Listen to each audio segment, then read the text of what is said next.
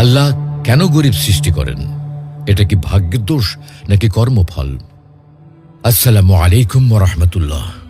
প্রিয় দর্শক, আমরা আমাদের চারপাশের সমাজে প্রতিনিয়ত একটি বিষয় লক্ষ্য করি, কিছু মানুষ বংশানুক্রমেই গরিব হয়ে জন্মায়।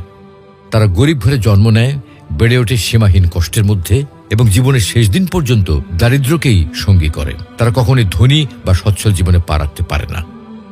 দিনরাত কঠোর পরিশ্রম করে, অন্যের জন্য হাড় ভাঙা খাটুনি খেটে যায়, অথচ বিনিময়ে যা পায় তা এতই সামান্য যে নুন আনতে পান্তা ফুরায়। এই কথাটি যেন তাদের জীবনের বাস্তব প্রতিচ্ছবি হয়ে দাঁড়ায়। অপরদিকে আমরা দেখি কিছু মানুষ জন্ম থেকে ধনী। তারা ধনীর ঘরে জন্মায়, বড় হয় প্রাচুর্যের মধ্যে, আর জীবনের পথ চলায় সম্পদের পাহাড় গড়ে তোলে। তাদের দেখে মনে হয় যেন আল্লাহর ঘরের দুলাল নিয়ামত যেন তাদের ঘরে আপনা আপনি হাজির হয়ে যায়। এমন পরিস্থিতিতে আমাদের মনে স্বাভাবিকভাবেই একটি প্রশ্ন জাগে, আল্লাহ কেন এভাবে বৈষম্য সৃষ্টি করলেন? কেন কিছু মানুষ বিনা দোষে গরিব হয়ে জন্মায়? এজন্য কে দায়ী? তাদের ভাগ্য, কপালের লিখন, নাকি নিজেদের কোনো কর্মদোষ?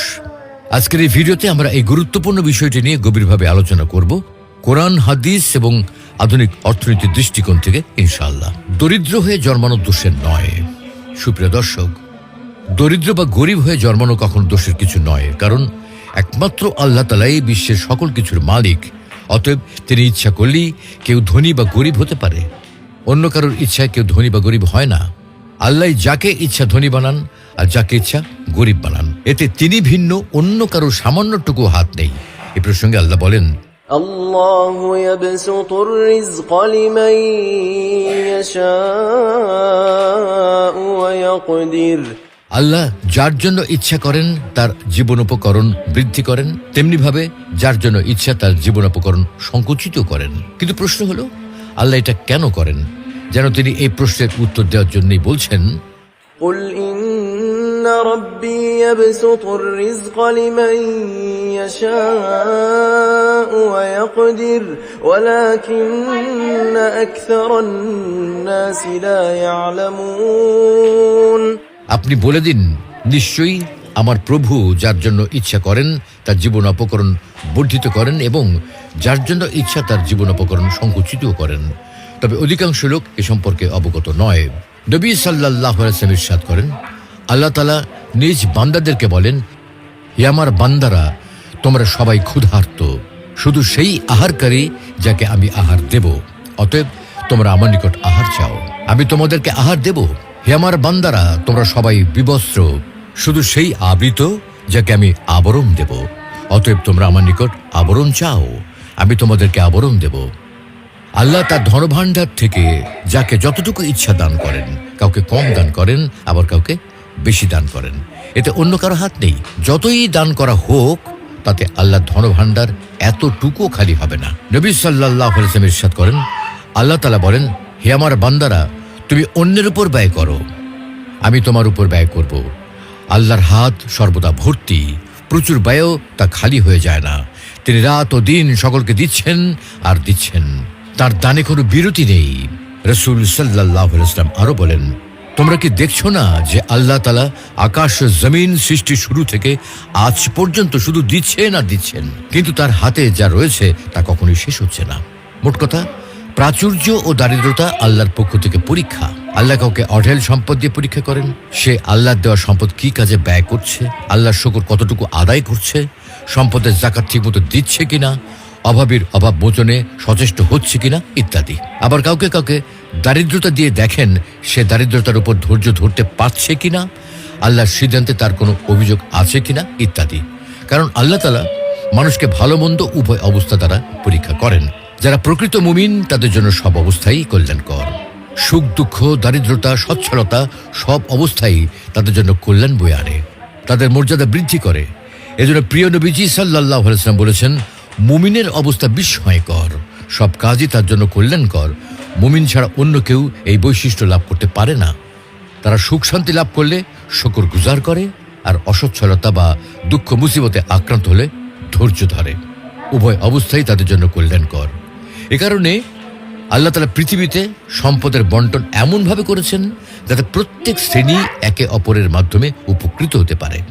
কারো মেধা আছে কিন্তু সম্পদ নেই, কারো সম্পদ আছে অথচ মেধা কম, আবার কারো সম্পদ এবং মেধা দুটোই রয়েছে, কিন্তু তার একার পক্ষে সব কাজ করা সম্ভব নয়। প্রত্যেকেই ক্ষেত্রভেদে প্রত্যেকের কাছে মুখাপেক্ষী। এই কৌশলেই আল্লাহ তাআলা গোটা বিশ্বের শৃঙ্খলা বজায় রেখেছেন। মানুষের মধ্যে জীবিকা বন্টন করেন এবং একজনকে অপরের উপর মর্যাদায় উন্নীত করেন, যেন একে অপরের দ্বারা কাজ করিয়ে নিতে পারে। তার মানে আল্লাহ তাআলা যদি সবাইকে সমান প্রাচুর্য দিতেন, তাহলে পৃথিবীতে বিশৃঙ্খলা তৈরি হতো। মানুষ সম্পদ দ্বারা উপকৃত হতে পারত না, জীবনের স্বাদ পেত না। ولو بسط الله الرزق لعباده لبغوا في الأرض ولكن ينزل بقدر ما يشاء إنه بعباده خبير بصير। আর আল্লাহ যদি তার সব বান্দাকে জীবন অপকরণের প্রাচুর্য দিতেন, তাহলে তারা পৃথিবীতে অবশ্যই বিপর্যয় সৃষ্টি করত। কিন্তু তিনি তার ইচ্ছে মতো সঠিক পরিমাণে দিয়ে থাকেন। তিনি তার বান্দাদের সম্পর্কে পূর্ণ ওয়াকিবহাল, সম্যক দ্রষ্টা। গরিব থেকে যাওয়া দোষের, সুপ্রিয় দর্শক, মনোযোগ দিয়ে ভেবে দেখুন, এতক্ষণের আলোচনা থেকে স্পষ্টভাবে প্রমাণিত হয়েছে যে গরিব হয়ে জন্ম নেওয়া কোনো অপরাধ নয়, দোষের কিছু নয়। কিন্তু জন্মের পর গরিব থেকে যাওয়া, এটা কিন্তু ঠিক নয়। এ কারণে প্রখ্যাত সব ব্যক্তিরা বলেন, আমাদের মধ্যে কেউ কেউ জন্মগতভাবে গরিব থাকেন, আবার কেউ কেউ জন্মগতভাবে ধনী হন। তবে গরিব হিসেবে জন্ম নেওয়াটা দোষের নয়, কিন্তু মারা যাওয়ার সময় যদি আপনি দরিদ্র বা গরিব থাকেন, সেটা আপনার দোষ। এর কারণ হলো সারা জীবন আর্থিকভাবে সফল হওয়ার জন্যে, স্বাধীন হওয়ার জন্যে আপনি ঠিকমতো কাজ করেননি। অথচ আমরা কেউ কেউ মনে করি কি আল্লাহ আমাদের গরিব রেখেছেন, আবার কেউ কেউ ভাবেন তাদের ভাগ্যই খারাপ। আসলে ভাগ্য বলে একটা কথা আছে ঠিকই, কিন্তু যদি কাজ না করে কেউ বসে থাকে, তাহলে ভাগ্য সুপ্রসন্ন হওয়ার কোনোই সুযোগ নেই। কেউ কাজ করলে, পরিশ্রম করলে তার সঙ্গে ভাগ্য যোগ হতে পারে। তখন যে কেউ ধনী হবে এবং পেশাতেও সফলতা আসবে। কি কি অভ্যাসের কারণে মূলত কেউ গরিব থেকে আরো গরিব হচ্ছেন, হয়তো সেটা তিনি জানেন অথবা জানেন না। এখানে আমরা গরিব থেকে যাওয়ার কয়েকটা পয়েন্ট নিয়ে আলোচনা করছি। এই আলোচনায় সূক্ষ্মভাবে দৃষ্টি দিলে দেখা যাবে এই পয়েন্টগুলো সঠিকভাবে অনুসরণ করা হয় না। অনুসরণ করলে কেউ ধীরে ধীরে স্বাবলম্বী এবং সচ্ছল হয়ে উঠতে পারে। 1. পরিকল্পনাহীনতা। ইনকাম করছেন, খরচ করছেন, সময় চলে যাচ্ছে, বাচ্চারা বড় হচ্ছে, আপনারও বয়স হচ্ছে, কিন্তু কোনো ধরনের কোনো আর্থিক পরিকল্পনা নেই। 10 বছর পরে কি আর্থিক অবস্থায় নিজেকে দেখতে চান, এগুলোর ব্যাপারে কোনো চিন্তাভাবনা আপনার নেই। সবকিছু ভাগ্যের হাতে সমর্পণ করা। এই যদি অবস্থা হয়, তাহলে আপনি আর্থিকভাবে স্বাধীন হতে পারবেন না, দরিদ্র থেকেই যাবেন। কারণ আপনি শুধু আয় করবেন আর আয় করবেন। 2 নম্বর হচ্ছে নিডস এবং ওয়ান্টস। এই দুটো বিষয়ের মধ্যে পার্থক্য না করা।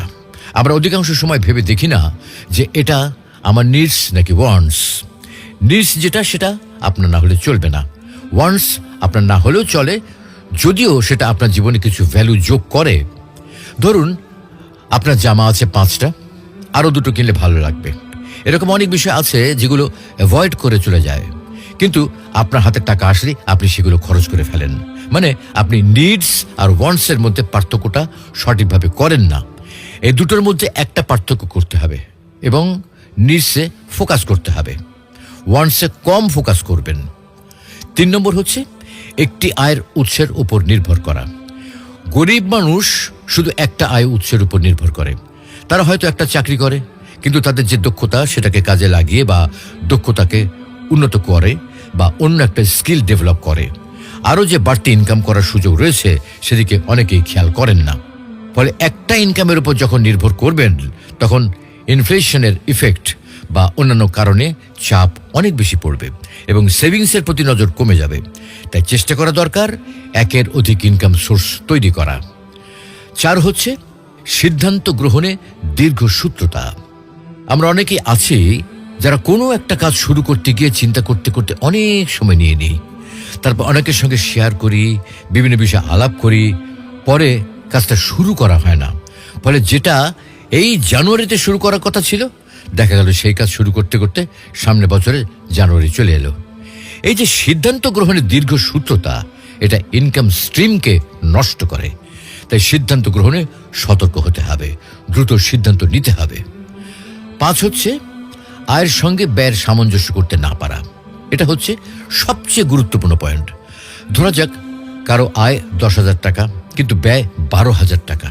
দেখা যাচ্ছে প্রতি মাসে 2,000 টাকা করে অতিরিক্ত খরচ হচ্ছে, যা আয় তার থেকে কম খরচ করতে হবে। আয়ের সাথে ব্যয়ের একটা সামঞ্জস্য থাকতে হবে।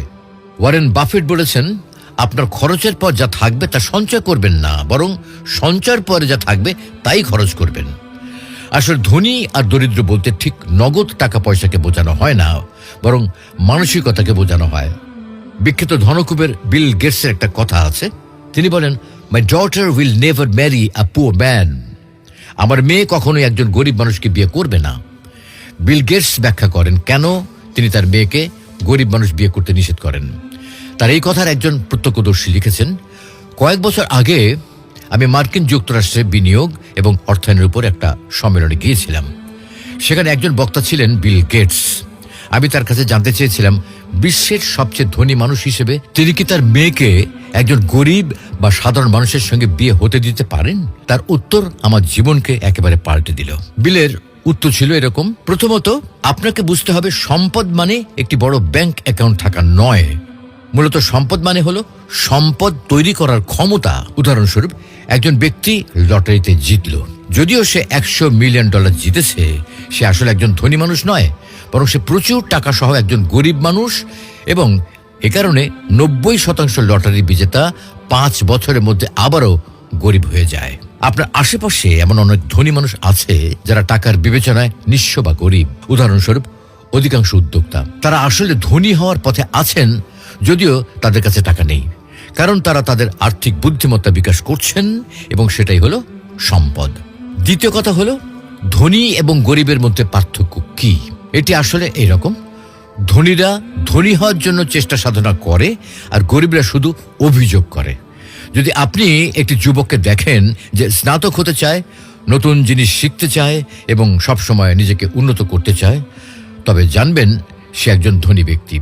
পক্ষান্তরে যদি আপনি একটি যুবককে দেখেন যে বিশ্বাস করে সব সমস্যা সরকারের এবং সব ধনী লোককে চোর মনে করে এবং তাদের প্রতি সমালোচনা করে, তবে জানবেন সে একজন গরিব, কারণ তার চিন্তাভাবনা গরিব। ধনীরা বিশ্বাস করে সম্পদ উপার্জনের যাত্রা শুরু করার জন্য তার শুধু তথ্য এবং প্রশিক্ষণের প্রয়োজন, অথচ গরিবরা মনে করে এই যাত্রা শুরু করার জন্য তাকে অন্য কেউ টাকা দিতে হবে। এখানে একটা গল্প বলা যায়। একদিন একজন ব্যাংক নিরাপত্তা রক্ষক একটি ব্যাগ ভর্তি টাকা পায় এবং সে ব্যাগটি ব্যাংকের পরিচালকের কাছে দেয়। মানুষজন এই ব্যক্তিকে বোকা মনে করেছিল, কিন্তু সে আসলে কেবল একজন ধনী ব্যক্তি ছিল যার কাছে টাকা নেই। 1 বছরের মধ্যে ব্যাংক তার জন্য একজন রিসেপশনিস্টের পদ প্রস্তাব করে। 3 বছরের মধ্যে সে গ্রাহক ব্যবস্থাপক হয়ে যায় এবং 10 বছরের মধ্যে সে ওই ব্যাংকের আঞ্চলিক শাখা পরিচালনার দায়িত্বে আসে, যেখানে সে শতাধিক কর্মচারী পরিচালনা করে এবং তার বার্ষিক আয় সেই ব্যাগ ভর্তি টাকার চেয়ে বেশি হয়ে যায়। এ থেকে প্রমাণিত হয়, গরিব হয়ে জন্মানো দোষের কিছু নয়, বরং জন্মের পর আজীবন গরিব থেকে যাওয়াটা অন্যায়। কারণ গরিব হওয়া মানে নিজের মেধা, বুদ্ধি, পরিশ্রমকে কাজে না লাগানো, সম্পদ উপার্জনের, সম্পদ তৈরির সক্ষমতাকে কাজে না লাগানো, যার জন্য ভাগ্যের লিখন, পরিবারের আর্থিক অবস্থা, দেশের অর্থ ব্যবস্থা, দারিদ্র্যের দুষ্ট চক্র, পুঁজিবাদী অর্থ ব্যবস্থা প্রভৃতিকে দোষ না দিয়ে নিজের কমফোর্ট জোন ভেঙে সচ্ছলতা অর্জনের জন্য সর্বাত্মকভাবে চেষ্টা করতে হবে এবং আল্লাহর দরবারে দোয়া করতে হবে। তবে পাশাপাশি মনে রাখতে হবে, সমাজে সম্পদের তারতম্যের কারণে কখনো হতাশ হওয়া যাবে না। আল্লাহ তাআলা আপনাকে আমাকে যে অবস্থায় রেখেছেন সে অবস্থায় শুকর আদায় করা, যা আছে তাতে তুষ্ট থাকা, অন্যের সম্পদের পাহাড় দেখে ব্যথিত না হওয়া, বরং নিজের চেয়ে অসচ্ছল ব্যক্তিদের দেখে আল্লাহর শুকর আদায় করা। রাসূল সাল্লাল্লাহু আলাইহি ওয়াসাল্লাম বলেছেন, তোমাদের কারো নজর যদি এমন লোকের উপর পড়ে যাকে ধন সম্পদ ও দৈহিক গঠনে অধিক মর্যাদা দেওয়া হয়েছে, তবে সে যেন এমন লোকের দিকে নজর দেয় যে তার চেয়ে নিম্ন স্তরে রয়েছে। মানুষের প্রকৃত ধন হচ্ছে ইমানের ধন। তা যদি কেউ অর্জন করতে পারে, তাহলে তাকে দারিদ্রতা যত বেশি কষ্ট দেবে, তার পরকাল তত বেশি সুন্দর হবে। আর এজন্যে রাসূল সাল্লাল্লাহু আলাইহি ওয়াসাল্লাম বলেছেন, জান্নাতে উঁকি দিয়ে দেখলাম তার অধিকাংশ অধিবাসী দরিদ্র। আল্লাহ রাব্বুল আলামিন আমাদের সকলকে দুনিয়া ও আখিরাতের নিরাপত্তা ও সচ্ছলতা দান করুন। আমিন।